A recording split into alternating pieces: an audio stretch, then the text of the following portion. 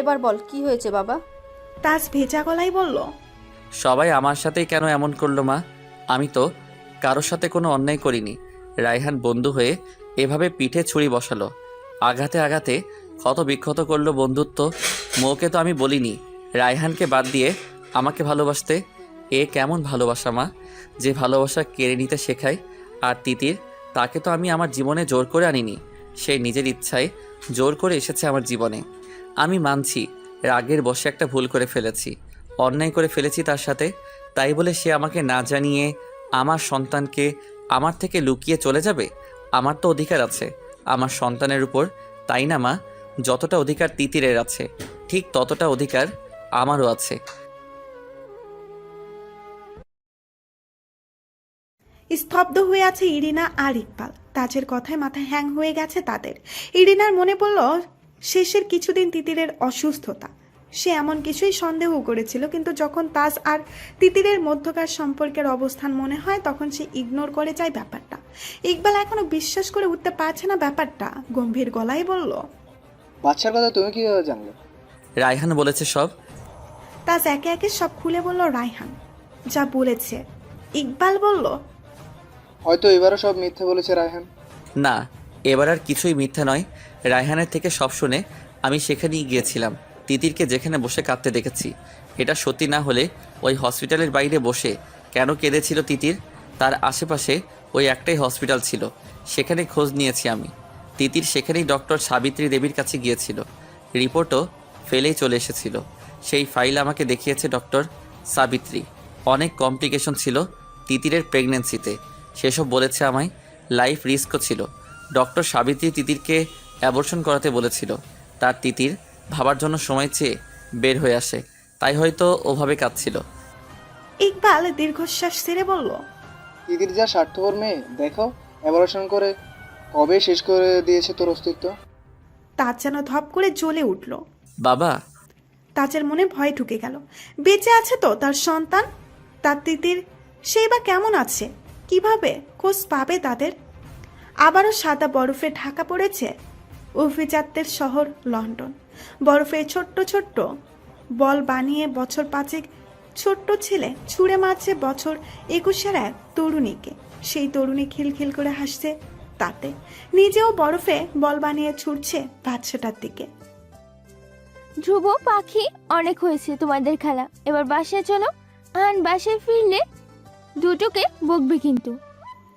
ধ্রুব আর পাখির সামনে তাকিয়ে দেখতে পেল 50 ন্যান্সি কোমরে দুহাত রেখে তাকিয়ে আছে তাদের দিকে। ধ্রুব আর পাখি একে অপরের দিকে তাকিয়ে ইশারায় কিছু বোঝাপড়া করে নিল। তারপর দুজনে একসাথে ন্যান্সির দিকে বরফের বল ছুটতে লাগলো আর খিলখিল করে হাসতে লাগলো। পাখি হাসি বজায় রেখে বলল, মাম, তুমিও আমাদের সাথে খেলো।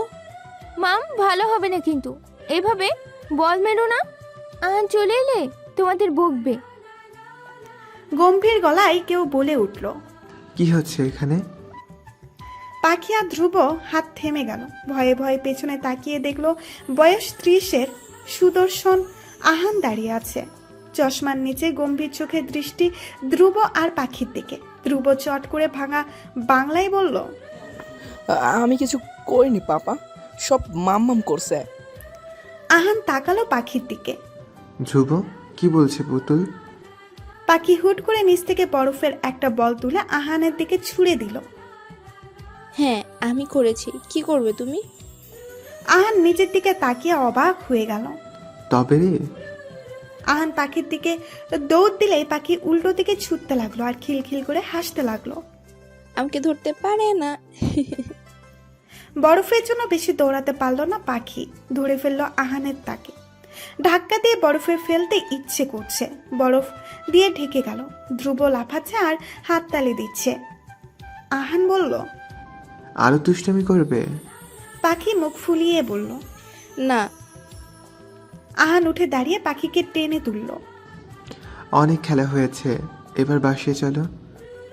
আহান এগিয়ে এসে ধ্রুবকে কোলে তুলে নিল, সারা মুখে চুমু খেয়ে বুকে জড়িয়ে নিল। ধ্রুবর মুখের দিকে তাকালে তার তুতুলকে দেখতে পায় আহান। ধ্রুবর মুখের আদল একদম তিতিরের মতো। তিতিরের সাথে পাখির মিল থাকলেও ধ্রুব যেন মায়ের কপি হয়েছে। আহান ভুলতে বসেছে। ধ্রুব তার কাছে আমানত, যে কোনো সময় ফিরিয়ে দিতে হতে পারে। ভালোবাসায় আগলে রেখেছে তিতিরের রেখে যাওয়া দুটো ভালোবাসাকে। তিতির চলে যাওয়ার 2 বছর পর পুতুলের যখন 18 হয়েছে, তখন এই পুতুলকে বিয়ে করেছে আহান। নিজের মনে অন্য কাউকে জায়গা দিতে পারবে না আহান, তাই তিতিরের কথা রাখতে পাখিকে সারা জীবন আগলে রাখতেই বিয়ে করেছে। তবে পাখির জন্য ধীরে ধীরে মনে একটা জায়গা তৈরি হয়ে যায় আহানের। তিতিরকে ভুলে যাওয়া তার পক্ষে সম্ভব নয়, তবে পাখিকে ছাড়া থাকার কথাও চিন্তাও করতে পারে না। এদিকে পাখি ভুলতে বসেছে তার আপনিকে। এই দিক থেকে পাখি অবুঝ হওয়াই ভালোই হয়েছে। প্রথম দিকে পাখি যেমন পাগলামি করত সারা জীবন, তেমন করে আহান সামলাতে পারত না। তিতিরের রক্তাক্ত অবস্থা দেখে পাখির মানসিক অবস্থা আরো অবনতি হয়েছিল। ন্যান্সি ছিল বলে আহান 2 দিকে সামলে উঠতে পেরেছে। তবে এখনো মনে পড়লে খোঁজে তার আপনিকে। ন্যান্সির উপকার কোনো দিন ভুলতে পারবে না আহান। সেও এখন ন্যান্সিকে ম্যাম বলেই ডাকে। বাসায় ফিরে ধ্রুবর পোশাক বদলে নিল আহান, তারপর নিজেও ফ্রেশ হয়ে এলো। ড্রয়িং রুমে এসে দেখলো পাখি তখনও চেঞ্জ না করে বসে আছে। আহান ধ্রুবকে সোফায় বসিয়ে পাখিকে বলল, তুমি এখনো চেঞ্জ না করে বসে আছো কেন? পাখি গাল ফুলিয়ে বলল, তুমি ধ্রুবকে চেঞ্জ করিয়ে দিয়েছো, আমাকে দাওনি। আমিও একা করব না। আহান বিষম খেয়ে গিয়েও নিজেকে সামলে নিল। পাখি মাঝে মাঝে এমন অদ্ভুত আবদার করে বসে। আহান আশেপাশে তাকিয়ে দেখলো ন্যান্সি নেই, তাতেই স্বস্তির নিঃশ্বাস ফেলল। মেয়েটা মাঝে মাঝে ন্যান্সির সামনে লজ্জায় ফেলে দেয় আহানকে। আহান অসহায় গলায় বলল, একা করি নাও না রে বাবা। পাখি আগের মতোই বলল। আমি যাব না। আহান হতাশ হয়ে ধ্রুবর হাতে একটা রুবিকস কিউব দিয়ে কপালে চুমু খেয়ে বলল, বাবাই, এটা মেলাও, পাপা এখানেই আসছে, আর এখান থেকে কোথাও যাবে না, ওকে? ধ্রুব শান্ত হয়ে মাথা নেড়ে সম্মতি জানালো। ধ্রুব অনেক শান্ত বাচ্চা, হয়তো মায়ের কথা রাখতেই শান্ত হয়েছে। আহান ফিরে না আসা পর্যন্ত এখানেই বসে থাকবে। আহান পাখিকে নিয়ে নিজেদের রুমে চলে গেল চেঞ্জ করিয়ে দিতে। পাখিটা মাঝে মাঝে বড্ড জ্বালায় আহানকে। সন্ধ্যার নাস্তা খাওয়ার সময় আহান বলল, মাম, আগামীকাল কি মনে আছে তো? ন্যান্সি দীর্ঘশ্বাস ছেড়ে বলল। বাকি জীবনে কোনোদিন হয়তো ভুলতে পারবো না এই দিনটা। আহানও চাপা শ্বাস ছেড়ে বলল, আগামীকাল আমরা বাংলাদেশ যাচ্ছি, সব গুছিয়ে রেখেছে তো? আমি সব গুছিয়ে রেখেছি মাইসান। হঠাৎ ধ্রুব ভাঙা বাংলায় বলল। গ্র্যানি, আমি পানি খাবো।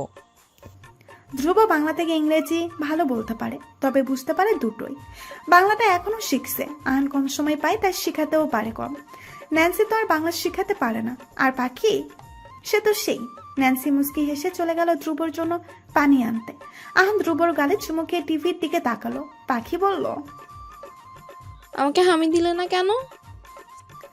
আহান নিজের মাথা চাড়ালো, তবে কিছু না বলে পাখির গালেও একটা কিস করলো। সোজা হয়ে বসার আগেই পাখিও আহানের গালে কিস করলো। আহান মুস্কি হেসে টিভি দেখাই মনোযোগ দিল। অফিসে মনোযোগ দিয়ে ফাইল দেখছে তাস। ইকবাল খান অফিস থেকে পুরোপুরি অবসরে গিয়েছেন বলা চলে। সম্পূর্ণ দায়িত্ব এখন তাস পালন করে। একসময়ে হাসি খুশি অভিনেতা, এখন গম্ভীর বিজনেসম্যান। শেষ কবে গান গেয়েছিল সেটা হিসেব করতে বসতে হবে। তাস বদলে গেছে, পুরোপুরি বদলে গেছে। প্রয়োজন ছাড়া কথা বললে যেন অনেক বড় ক্ষতি হয়ে যাবে। কেন এমন হয়ে গেল তাস? তিতির তো তাকে মুক্ত করে দিয়ে চলে গেছে ভালো থাকতে। তবে কেন ভালো নেই সে?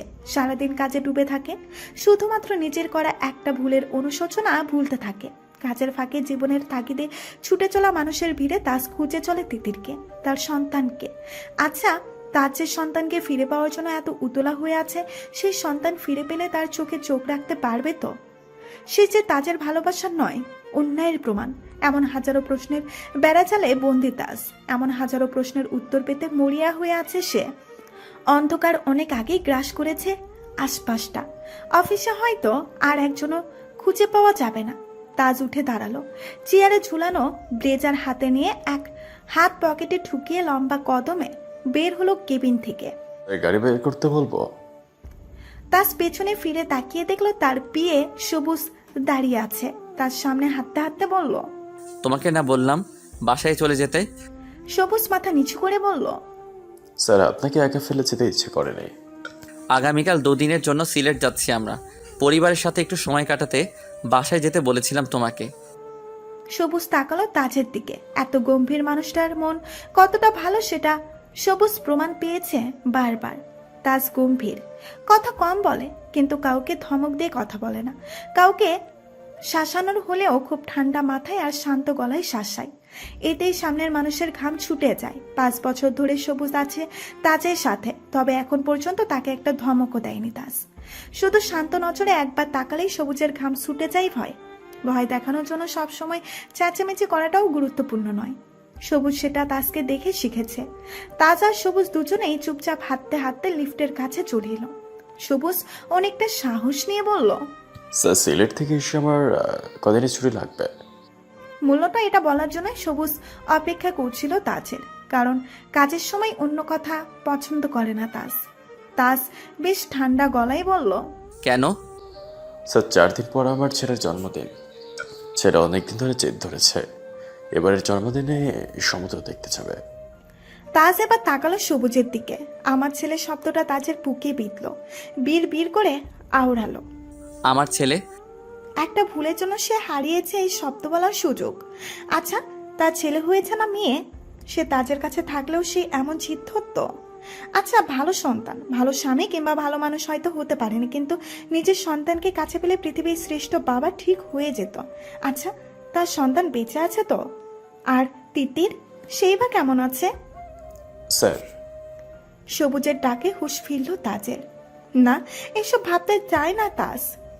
সে মন ভরে দোয়া করে তিতির আর তার সন্তান যেখানেই থাকুক যেন ভালো থাকে। তাজ নিজের করা সব পাপের জন্য প্রতি ওয়াক্তে নামাজ পড়ে মাপ চায় আল্লাহর কাছে। ফিরে চায় নিজের সন্তান আর তিতিরকে। ওদের ফিরে পেলে তাজ আর কোথাও যেতে দেবে না তাদের। তিতির তাজের কাছে থাকতে না চাইলে তাজ নিজেকে বদলে তিতিরের মনের মতো করে গড়ে তুলবে। তবুও তাজ ফিরে চায় নিজের পরিবারকে। তাজ তাকিয়ে দেখলো সবুজের দিকে। সে আশা নিয়ে উত্তরের অপেক্ষা করছে। কাজটা ভালোভাবে কমপ্লিট হয়ে গেলে তোমাকে 5 দিনের ছুটি দেব। খুশিতে চকচক করে উঠল সবুজের মুখ। সে জানতো তাজ তাকে হতাশ করবে না। 5 বছর ধরে চিনেছে তো। বাড়িতে পৌঁছে কলিং বেল বাজালো। দরজা খুলে দিল ইরিনা। ফ্রেশ হয়ে আয়, আমি খাবার দিচ্ছি। তাজ ছোট্ট করে বলে উপরে চলে গেল নিজের রুমের দিকে। ইরিনা তাজের যাওয়ার দিকে তাকিয়ে দীর্ঘশ্বাস ছেড়ে খাবার টেবিলের দিকে গেল। খাবার সাজিয়ে ইকবালও ডেকে পাঠালো। আধা ঘন্টা পরে তাজ ভেজা চুলে উপস্থিত হলো ডাইনিং টেবিলে। কোনো দিকে না তাকিয়ে খাবারে মনোযোগ দিল। ইরিনা আর ইকবাল একে অপরের দিকে তাকিয়ে উসখুস করছে। দুজন কিছু বলতে চাইছে তাজকে, কিন্তু কেউ বলতে পারছে না। একজন আরেকজনকে বলতে ইশারা করছে। হঠাৎ তাজ বলে উঠল, কিছু বলতে চাইছো তোমরা? চমকে উঠল ইরিনা আর ইকবাল। তবে ইকবাল নিজেকে সামলে বলে উঠল, এ ব্যাপার কতদিন চলবে তাজ? তাজ স্বাভাবিক গলায় বলল, কিভাবে? তুমি বুঝতে পারছো আমি কি বলতে চাইছি, তবুও হেয়ালি করছো কেন? বয়স তো কম হয়নি আর। কতই থাকবে? 34 চলছে তোমার, আর কত? এমন তো নয় তুমি তিতিরকে ভালোবাসতে, তার বিরহে এমন দেবদাস হয়ে বাকি জীবন কাটিয়ে দেবে। তাজ তাকালো নিজের বাবার দিকে। 5 বছর আগেই তোমাকে বলেছিলাম নিজের ছেলেকে চোখের সামনে দেখতে চাও নাকি চিরদিনের জন্য হারাতে। আবার যদি এই কথা উঠে সারা বিশ্ব তন্ন তন্ন করে খুঁজেও ছেলের হদিস পাবে না। মনে রেখো, যে নিজে থেকে হারিয়ে যায় তাকে খুঁজে পাওয়া যায় না। তার প্রমাণ তিতির। আর রইল দেবদাস হওয়ার কথা। আমাকে মদ গিলে কোথায় পড়ে থাকতে দেখেছো? তিতির তিতির বলে মুখে ফেনা তুলতে দেখেছো কবে? আমার সামনে এসব ফালতু কথা দ্বিতীয়বার শুনতে চাই না। ইরিনা বলল, তুমি কি চাও? তোমার বাবা মা তোমার চিন্তায় মারা যাক? তাজ এবারও স্বাভাবিক রইল। জন্ম মৃত্যু সবই আল্লাহর ইচ্ছে। আমার চাওয়া না চাওয়ায় কিছু যায় আসে না। পৃথিবীতে যার যতদিন আয়ু আছে সে ততদিনের 1 সেকেন্ড বেশি সময় থাকতে পারবে না। তাজ খাওয়া ফেলে নিজের রুমের দিকে চলে গেল হনহনিয়ে। কোনো বাবা মা একমাত্র ছেলের এমন জীবন মেনে নিতে পারবে? তাজ বরাবরই প্রেম ভালোবাসার সংসার হিসেবে উদাসীন ছিল, এখন আরো উদাসীন হয়ে গেছে। কিন্তু তার এমন ফ্যাকাশে জীবন মেনে নিতে পারছে না ইরিনা আর ইকবাল। এখন মনে হচ্ছে তিতিরকে খুঁজে পেলে ছেলের সংসারটা অন্তত হতো। সেটাও হচ্ছে না, আর অন্য কিছু করারও সুযোগ নেই। কিছু বলতে গেলেও চলে যাওয়ার হুমকি দেয়। তাজ রুমে গিয়ে থা মেরে বসলো। সত্যি কি সে একটুও ভালোবাসেনি তিতিরকে? গত প্রায় 6 বছর ধরে প্রতিটা সেকেন্ড তার কথা চিন্তা করে একটু ভালোবেসে ফেলেনি? তাজ ভাবতে চায় না এসব। এখন সবই উপরওয়ালার হাতে ছেড়ে দিয়েছে। সিলেটে যাওয়ার জন্য প্যাকিং করতে লাগলো। জীবনের মোড় কি ঘুরতে চলেছে এই সিলেট ভ্রমণে? ঝুম বৃষ্টিতে অন্ধকার রাত আরো নিষ্কালো অন্ধকারে রূপ নিয়েছে। শীতকালের বৃষ্টি কারোরই পছন্দ হওয়ার কথা নয়, তবে মোয়ের ভালোই লাগছে। বারান্দায় দাঁড়িয়ে বৃষ্টি উপভোগ করছে সে। বাতাসের ঝাপটায় বৃষ্টির ছিঁড়ে ফোঁটা গায়ে এসে লাগছে। পাতলা ফিনফিনের শাড়ি ভেদ করে ঢোকা ঠান্ডা বাতাসের শরীরের লোম দাঁড়িয়ে যাচ্ছে। এতেও মন্দ লাগছে না। মৌ ঘুরে তাকালো রুমের দিকে। 2 বছরের ছোট্ট মেয়ে শাইনিকে বুকে জড়িয়ে ঘুমিয়ে আছে শান। মৌ ভালো আছে, তার সংসার আজ পরিপূর্ণ। তবুও কোথাও রয়ে গেছে চাপা দীর্ঘশ্বাস। সবার সামনের সুখী দাম্পত্য জীবনের আড়ালে এই দীর্ঘশ্বাস কেউ দেখে না, শানও নয়। শান নিঃসন্দেহে একজন ভালো মানুষ, ভালো স্বামী, আরো ভালো বাবাও। মুখে কখনো তার অতীত মনে করিয়ে দেয়নি, বরং চেষ্টা করেছে তার ভালোবাসায় সব ভুলিয়ে দিতে। দিন শেষে মৌ মানিয়ে নিয়েছে নিয়তির সাথে। তার জীবনে তাজ নয়, শানে ছিল। তবে মাঝে তাজের আশাটা কি খুব জরুরি ছিল? ভাগ্য যখন শানের সাথে জুড়ে ছিল, তাহলে তাজের জন্য মায়া কেন তৈরি হলো মনে?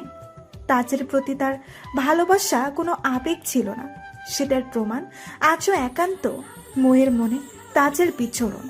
মৌ জানে এটা পাপ, অন্যায়, কিন্তু মন সেটা যে অবুঝ পাখি, খাঁচায় বন্দি রাখলেও ডানা ঝাপটে যন্ত্রণা দেয়, আর মুক্ত করে দিলে উড়ে গিয়ে বসে নিষিদ্ধ গাছের ডালে।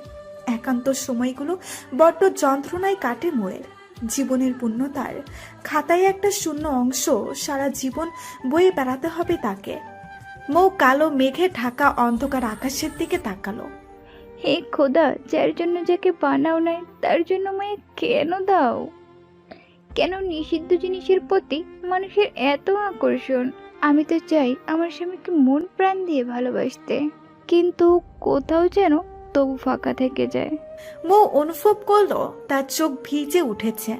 আজকের চোখের জল তাজকে না পাওয়ার নয়, তাজকে ভুলে শানকে পুরোপুরি ভালোবাসতে না পারার ব্যর্থতার। যে ব্যর্থতা কিছুতেই চায় না মৌ। এখন সে চায় তার মনে কেবল শানের রাজত্ব চলুক, শুধুমাত্র শানের। গায়ে কিছু মেলে দেওয়ায় শীত অনুভব না হলে মৌ নিজের দিকে তাকালো। একটা শাল জড়িয়ে দেওয়া হয়েছে তার গায়ে। মুহূর্তেই একজোড়া হাত পেছন থেকে জড়িয়ে নিল তাকে। এই শীতে এখানে দাঁড়িয়ে কি করছো? বৃষ্টি বিলাস করছিলাম। চমকে উঠল শান। তোমার গলা এমন শোনাচ্ছে কেন মৌ? শান মৌকে নিচের দিকে ঘুরিয়ে মুখটা উঁচু করে ধরল। মৌয়ের চোখ ভেজা দেখে বুক ধক করে উঠল শানের। এই চোখের পানি সহ্য হয় না তার। ব্যস্ত গলায় বলল, কি হয়েছে বউ, তুমি কাঁদছো কেন? মৌ কিছু না বলে শানকে জড়িয়ে ধরে ফুপিয়ে কেঁদে উঠল। আমি অনেক খারাপ, তাই না? শান মুস্কি হেসে নিজের বুকে জড়িয়ে নিল মৌকে। কে বলেছে আমার বউ খারাপ? কার এত বড় সাহস? মজা করবেন না শান। আচ্ছা বাবা, মজা করবো না। এখন বলো কি হয়েছে, কাঁদছো কেন? আপনি আমাকে এত কেন ভালোবাসেন? আমি তো কত অপমান করেছি আপনাকে, কত অবহেলা করেছি, কষ্ট দিয়েছি। নিজের প্রাণকে ভালো না বেশি থাকা যায় বলো? আমি জীবনে কোনোদিন প্রেম করিনি। আমার সব ভালোবাসা আমার বইয়ের জন্য জমিয়ে রেখেছি। এত বছর ধরে যার জন্য ভালোবাসা জমিয়ে রেখেছি, তাকে ভালো না বাসলে কাকে ভালোবাসবো? কান্নার বেগ বাড়ল মোয়ের। আমি যে আমার অতীত ভুলতে পারি না তবুও। দীর্ঘশ্বাস ছাড়ল শান। অতীত ভোলা যায় না মৌ, প্রথম ভালোবাসা তো আরো ভোলা যায় না। কিন্তু অতীত আঁকড়ে কষ্ট পাওয়া বোকামি।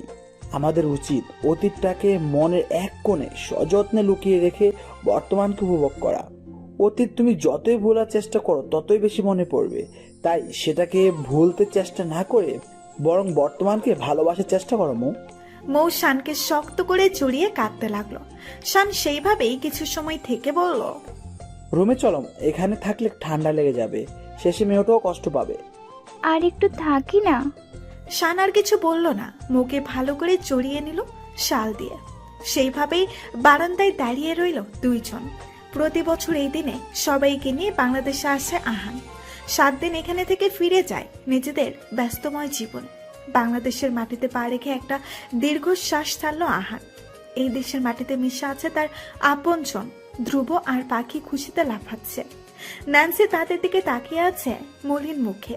দুটোই যে অবুঝ, তারা কি জানে এখানে এসেছে আনন্দ করতে নয়?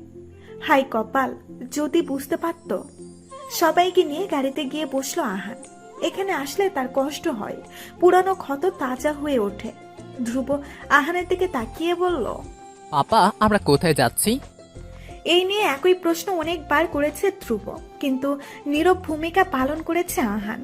আজ তার কারোর সাথে কথা বলতে ভালো লাগছে না। আহান ধ্রুবকে নিয়ে ড্রাইভারের পাশের সিটে বসেছে, আর বাকি ন্যান্সি পেছনে। আহান ধ্রুবকে বুকে জড়িয়ে বলল, তোমার মায়ের সাথে দেখা করতে যাচ্ছে। ধ্রুব গোল গোল চোখে তাকালো আহানের দিকে। তার কথার মানে বুঝতে পারেনি যে। বেশ অনেকটা জার্নি করার পর কাঙ্ক্ষিত জায়গায় পৌঁছে গেল সবাই। ধ্রুব ঘুমিয়ে পড়েছে আহানের বুকে। তাকে কোলে নিয়ে গাড়ি থেকে নামলো আহান। পাখিও নেমে গেছে, আশপাশটা দেখছে সে। আহানকে দেখে দৌড়ে এগিয়ে এলো এক ভদ্রলোক।